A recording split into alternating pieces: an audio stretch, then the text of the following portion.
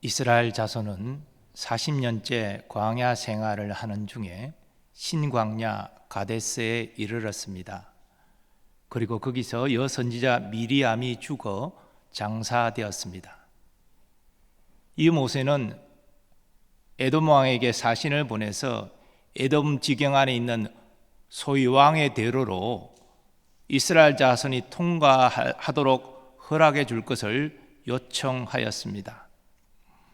바로 북쪽 산지에 가나안 거민이 거하고 있었기 때문에 거리로 이스라엘 자손을 이끌고 가는 것은 적절치 않다 생각하고 왕의 대를 통하여 사해 동쪽으로 북상하여 요단강 동편에 이스라엘 자손을 인도하고자 했던 것입니다.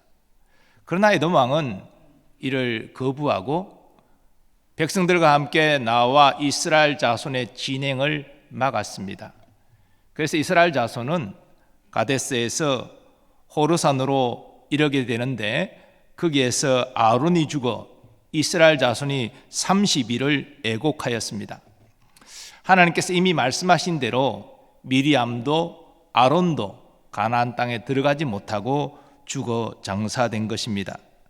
그리고 오늘 본문이 이어지는데 1절은 이렇게 증거합니다. 네겝에 거주하는 가나안 사람 곧 아랏의 왕이 이스라엘이 아다림 길로 온다함을 듣고 이스라엘을 쳐서 그중 몇 사람을 사로잡은지라. 이 네겝은 히브리어로 네게버인데 바싹 마르다라는 어원에서 나온 말입니다. 그래서 이 단어는 가나안 남부 지역의 건조한 지역을 지칭하는 고유 명사가 되었습니다. 이것은 북쪽 브엘세바와 남쪽 가데스 바네아 사이에 넓은 네모 반듯한 땅인데 겨울비가 내릴 때는 잡초가 무성이 나지만 여름에는 비가 오지 않아 사막과 같이 메마른 땅이 됩니다. 그러니까 이스라엘 자손이 가데스에서 호르산에 이르렀을 때 이 가나안 남쪽 지역에 살던 아랏의 왕이 이스라엘을 쳐서 몇 사람을 사로잡은 것입니다.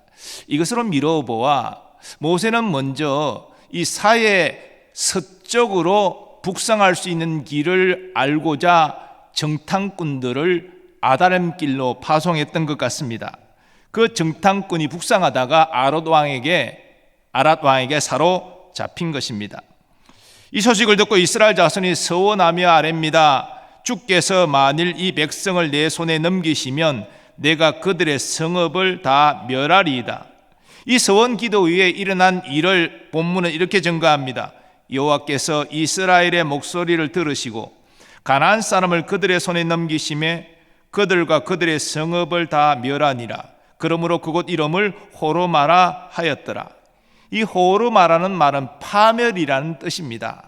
이스라엘 자손이 아랏 왕과 그 백성과 성읍을 완전히 파멸시켰다는 그런 뜻이죠. 그래서 이 일을 기념해서 그곳 지명을 호르마라 이름 지은 것입니다. 그런데 과거 이스라엘 자손은 바로 그곳에서 아주 큰 아픔을 경험한 적이 있습니다. 이스라엘 자손이 가나안 땅을 지척에 두고 12명의 정탐꾼을 파송합니다. 그런데 이 10정탐꾼과 여호수아 갈렙의 보고가 다른데 10정탐꾼은 아주 부정적인 보고를 합니다. 우리는 절대 가나안 거민을 이길 수 없다. 낙심한 이스라엘 자손은 모세와 하나님을 원망합니다. 그래서 새로운 지도자를 세워서 우리가 애굽으로 돌아가는 것이 낫겠다. 여기서 우리와 우리 처자가 다 죽는 것은 마땅치 않다. 그렇게 저들은 소리쳤습니다. 그러나 하나님은 저들의 불순종에 대하여 진노하셨습니다. 그래서 이스라엘 자손을 다 멸하려 하셨습니다. 모세가 간구하였기에 하나님이 그 뜻을 돌이키신 것이죠. 하지만 하나님은 불순종한 출애굽 1세대들이 가나안 땅에 들어가는 것을 허락하지 않으셨습니다. 그래서 가나안 지역으로 올라가는 것이 아니라 돌이켜 홍해길로 광야로 들어가라 그렇게 명하셨습니다. 그제서 이스라엘 자손은 일이 잘못된 것을 깨닫고 다시 하나님께 아닙니다. 하나님 이제 우리가 가나안 거민과 싸우겠습니다. 그렇게 하면서 가나안 거민과 싸우려고 나아갔습니다. 그러나 저들은 크게 패하고 말았습니다. 그 사실은 민수기 14장은 이렇게 증거합니다. 아말렉인과 산간지대에 거주하는 가나안인이 내려와 그들을 무찌르고 호르마까지 이르렀더라. 아말렉인과 가나안인이 연합해서 이스라엘 자손을 공격함으로 이스라엘 자손이 크게 패한 것입니다. 그래서 이 호르마라는 지명이 생겼습니다. 이스라엘 자손이 진멸되었다, 그런 의미죠. 그러나 그 지명은 이제 그 의미가 바뀌었습니다. 과거에는 이스라엘 자손이 가나안 거민에게 진멸되어 그 이름이 호르마라 불렸지만, 이제는 이스라엘 자손이 가나안 거민을 진멸시켜 그 이름을 호르마라 부르게 된 것입니다. 그래서 이스라엘 자손은 과거 쓴 기억에서 벗어날 수 있었습니다. 하나님의 은혜지요. 그런데 이스라엘 자손이 어떻게 아라단과 그 백성과 싸워 승리할 수 있었습니까? 오늘 본문을 보면 하나님께서 아라단과 그 백성을 이스라엘 자손의 손에 넘기셨기 때문이라 증거합니다.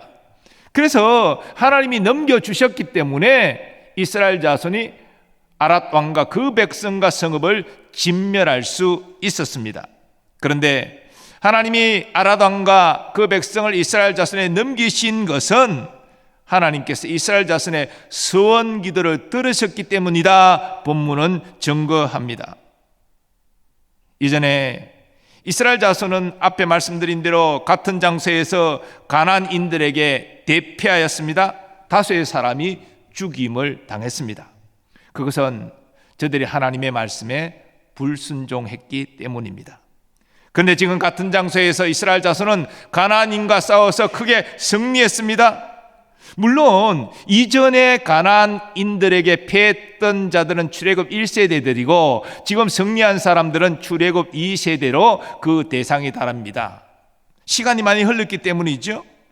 하지만 출애굽 1세대보다 2세대가 더 전투력이 높은 것이 아닙니다. 무기가 좋았던 것도 아닙니다. 또한 최고의 좋은 군사 지도자가 있었던 것도 아닙니다. 차이는 무엇입니까?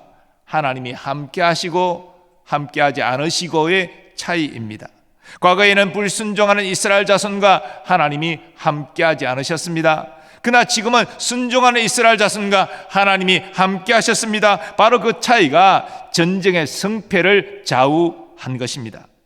이런 의미에서 오늘 본문은 우리에게 승리와 관련하여 중요한 영적 원리를 가르쳐 줍니다. 주님은 그리스도인의 영적 승리와 관련해서 다음과 같이 우리에게 말씀하십니다. 먼저 주님은 하나님의 뜻을 구하라 말씀하십니다.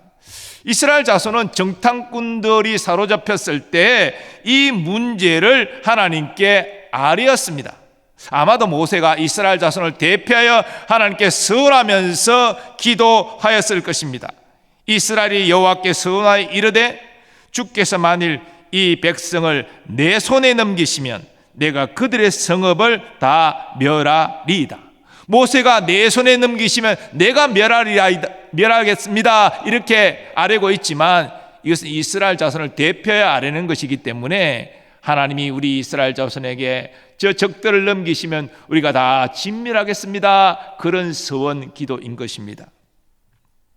이전에 호르마에서 대패할 때에는 이스라엘 자손이 하나님의 뜻을 구하지 않았습니다. 모세가 가나안 거민과 싸우는 것은 하나님의 뜻이 아니다라고 분명히 말했지만 이스라엘 자손은 이것을 무시했습니다. 모세가 그때 어떻게 경고했습니까? 모세가 이르되 너희가 어찌하여 이제 여호와의 명령을 범하느냐? 이 일이 형통하지 못하리라.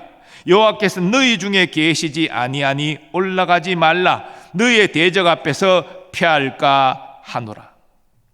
하나님의 뜻과 무관한 싸움은 필피할 수밖에 없습니다. 하나님이 함께하지 않는 전쟁이 어떻게 승리할 수 있겠습니까?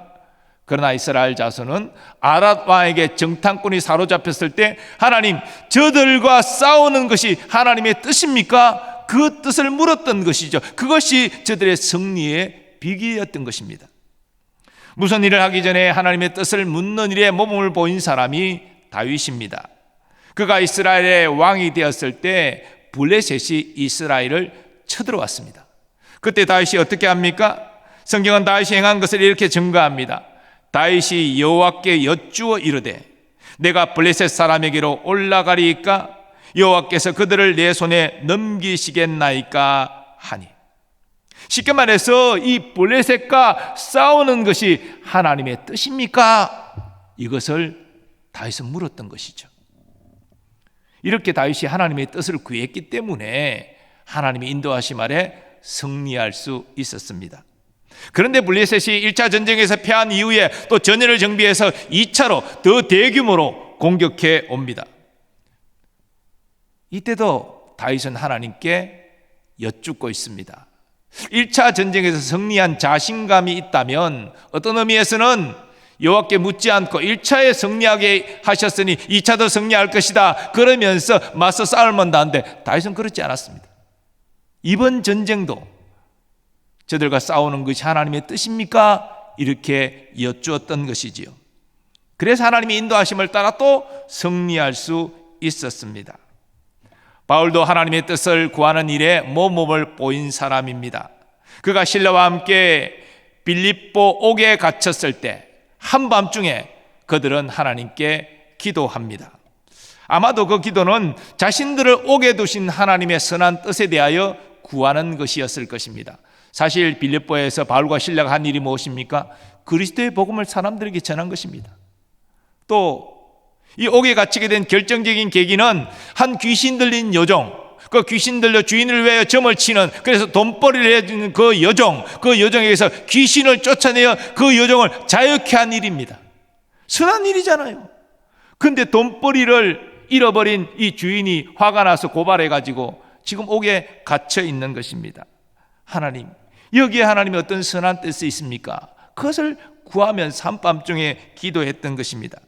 하나님은 하나님의 뜻을 구하는 저들에게 응답하여 주셨습니다. 그래서 바울과 실라는 놀란 하나님의 역사를 경험하면서 이 일에 놀란 빌립보 간수와 그 가족을 예수님 그 인도에 구원받게 할 수 있었던 것이죠.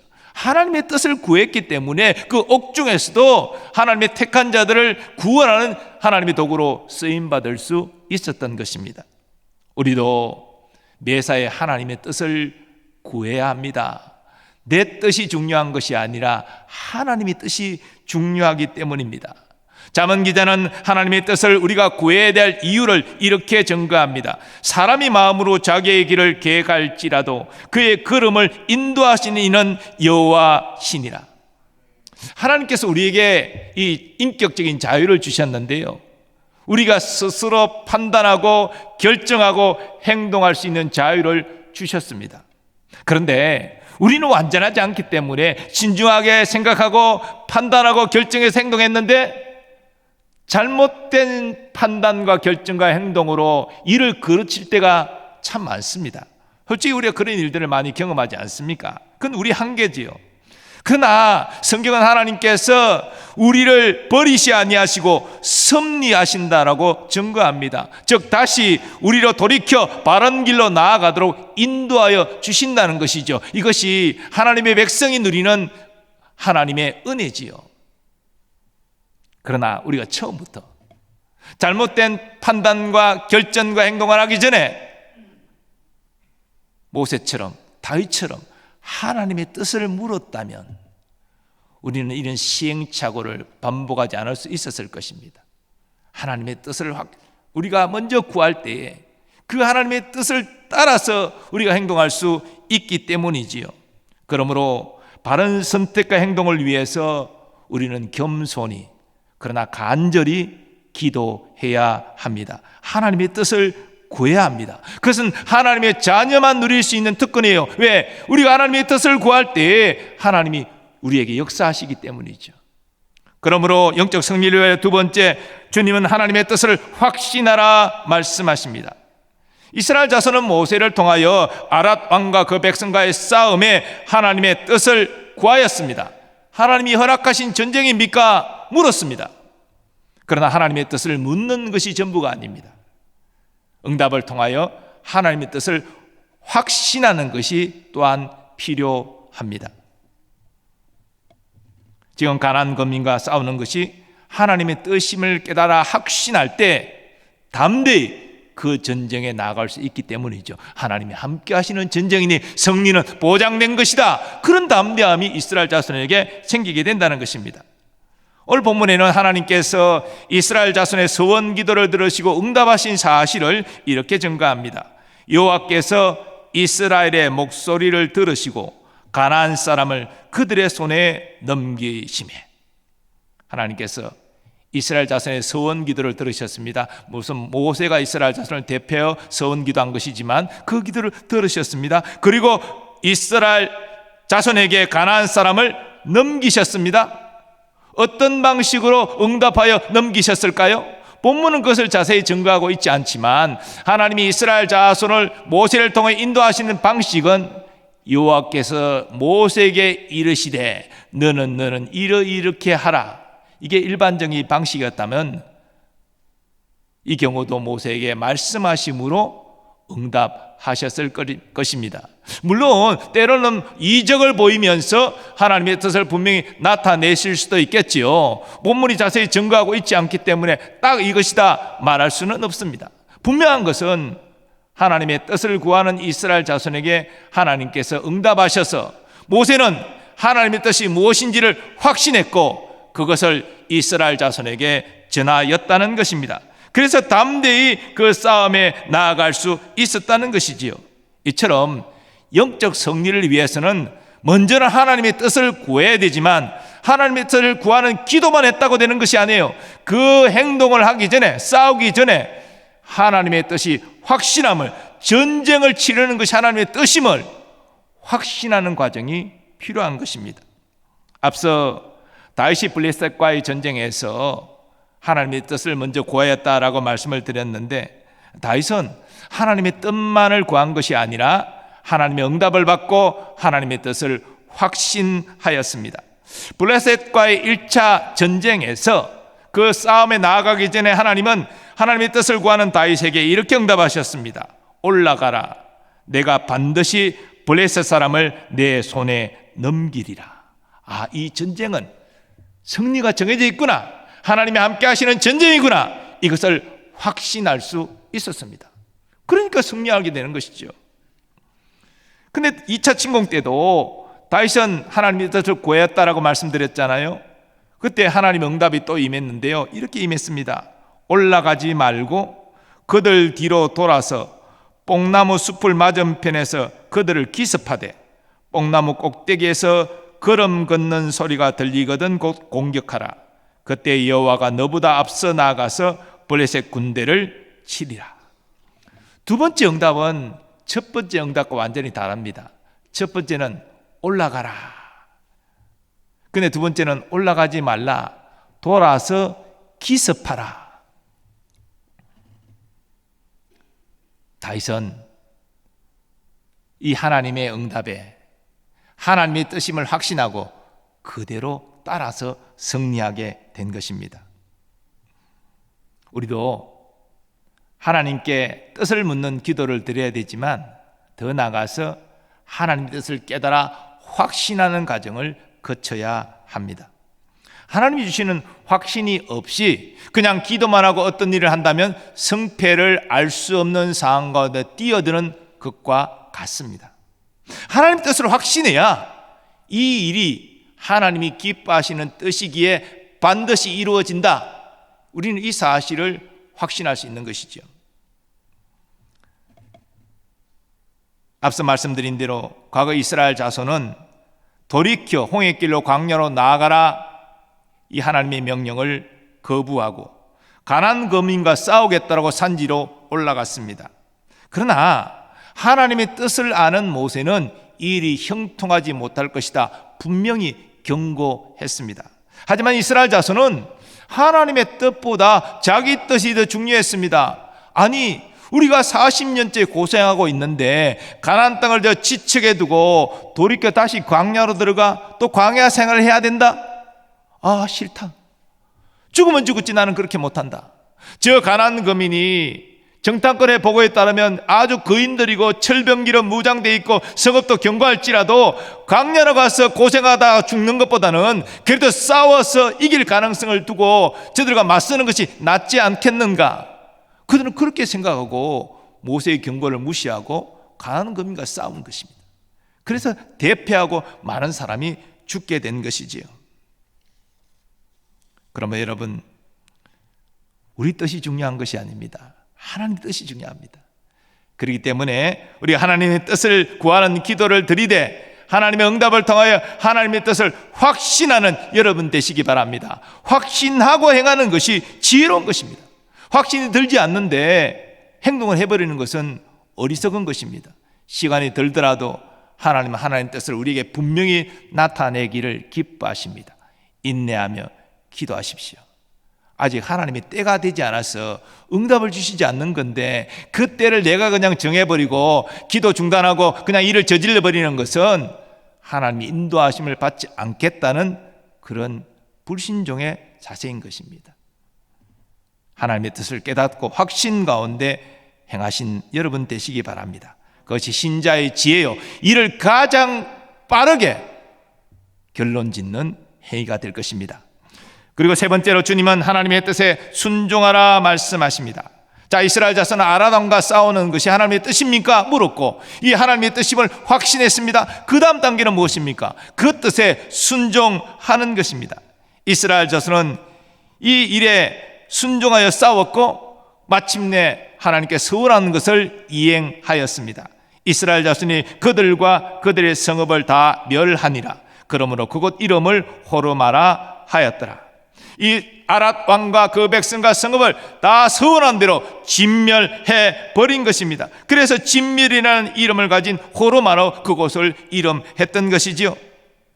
그리고 하나님은 이 사건을 통해서 이스라엘 자손이 앞으로 가나안 땅에서 행할 일이 무엇인지를 분명히 가르쳐 주셨습니다. 우상 숭배하는 그 백성의 악이 다 찼기 때문에 이제는 내가 저희들을 심판하려고 하니 너희는 저들을 아끼지 말고 불쌍히 여길 필요 없이 다 진멸하라. 하나님의 공의의 심판입니다. 그리고 그 땅을 차지하라. 이것이 이 사건을 통하여 저들에게 가르쳐 주신 하나님의 뜻입니다. 다윗은 블레셋과의 싸움을 앞두고 장수를 소집해서 작전회의를 하지 않았습니다. 전쟁에서 작전회의야 꼭 필요한 것 아니겠습니까? 전쟁에 작전 없이 어떻게 전쟁할 수 있습니까? 하지만 다윗에게 있어서 작전회의보다 더 중요한 것이 이 싸움에 대한 하나님의 뜻이었습니다. 그래서 다윗은 그 뜻을 먼저 구하였고 그 뜻을 확신하고 그 다음에 순종하러 나아갔던 것입니다.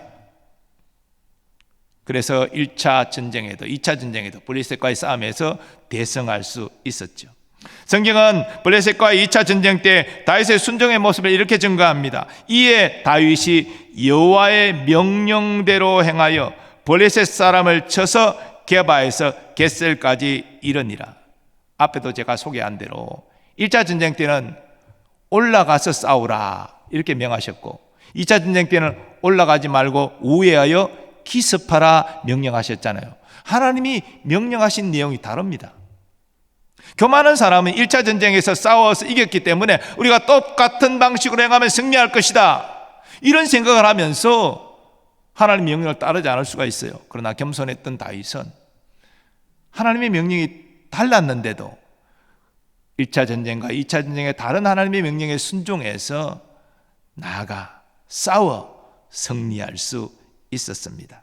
이처럼 하나님은 하나님을 신뢰하고 하나님 말씀에 순종하는 자를 책임져 주시는 것이죠. 히브리서 11장에 증거되는 많은 믿음의 사람들이 있는데요, 이들의 공통점이 있습니다. 그것이 무엇입니까? 순종입니다. 순종한 사람과 하나님이 함께 하시고 그들에게 복을 주신다는 것이죠. 승리케 하신다는 것입니다. 순종한 다윗은 복의 대명사가 되었습니다. 그러나 같은 왕이지만 불순종한 사울은 저주의 대명사가 되었습니다. 사울에게 순종할 기회가 없었던 것이 아니에요. 그러나 끝까지 회개하지 않고 돌이키지 않았던 사울은 철저히 멸망하고 말았습니다. 신약시대에도 같은 예수님의 12 제자였지만 베드로는 자신의 잘못을 회개하고 돌이켜 순종함으로 복의 대명사가 되었습니다. 하지만 가룟 유다는 끝끝내 불순종하고 회개하지 아니함으로 저주의 대명사가 되고 말았습니다. 우리 앞에도 복의 길과 저주의 길이 놓여 있습니다. 비록 상황이 어렵고 힘들지라도 하나님을 신뢰함으로 순종하여 복의 길로 인도받는 우리가 되기를 소망합니다. 상황이 힘들고 어렵다고 핑계하면서 원망하고 불평하고 불순종하면 우리에게 화가 임할 뿐인 것이죠. 우리가 하나님을 신뢰함으로 순종하여 승리하는 복된 길로 나아가기를 간절히 원하십니다. 사랑하는 여러분, 성경이 증거하는 진리는 복잡하지 않습니다. 단순합니다. 그리고 명료합니다. 오늘 제가 이스라엘 자손의 이 승리의 내용을 통해서 영적 승리의 세 가지 원리를 말씀을 드렸는데, 하나님의 뜻을 구하라, 하나님의 뜻을 확신하라, 하나님의 뜻에 순종하라. 제가 세 가지로 구분하여 말씀드렸지만 여러분 다 이해할 수 있는 내용이잖아요. 어떤 일을 우리가 행하기 전에 하나님의 뜻은 무엇입니까? 묻는 기도를 해야 되고, 하나님 응답을 통해서 이게 하나님이 허락하신 일이구나 확신해야 되고, 그 다음 하나님의 뜻에 따라 순종하는 거, 우리가 너무나 상식적으로 잘 알 수 있는 내용 아닙니까? 이게 영적 승리의 길이에요. 이렇게 하나님의 뜻을 구하고 깨달아 확신하고 그 뜻에 순종하면 하나님의 함께 하심으로 우리를 인도하여 승리 있게 하시기 때문이지요. 문제는 무엇입니까? 이런저런 상황에 치우쳐서 하나님께 우선순위를 두지 못하고 때로는 나의 생각, 나의 상황 때문에 불순종하는 일이 너무나 많다는 것입니다. 그래서 우리가 계속 승리를 누리지 못한다는 것입니다.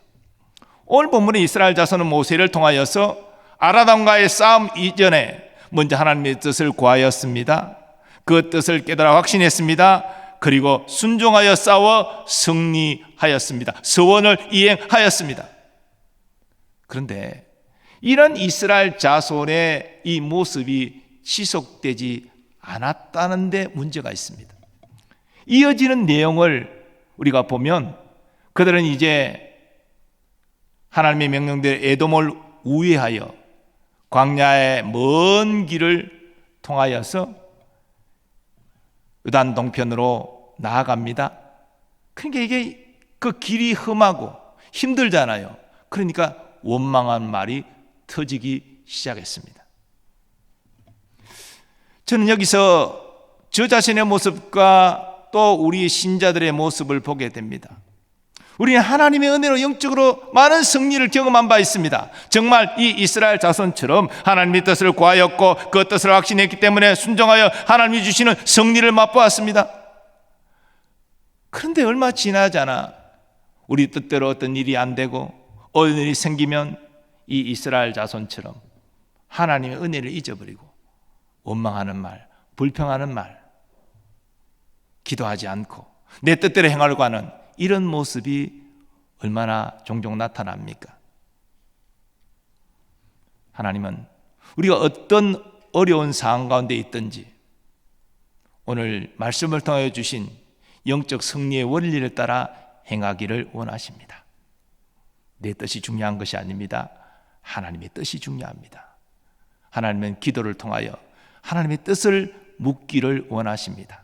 그리고 기도하는 우리에게 하나님의 선한 뜻을 분명히 알려주십니다. 우리로 확신에 거하게 하십니다. 확신하기 때문에 하나님의 함께 하심을 확신하기 때문에 하나님이 이 일을 허락하셨음을 확신하기 때문에 우리는 담대히 순종할 수 있는 것이죠. 그 결과는 내가 책임지는 것이 아니라 이 일을 허락하신 하나님이 책임지실 것임을 알기 때문이죠.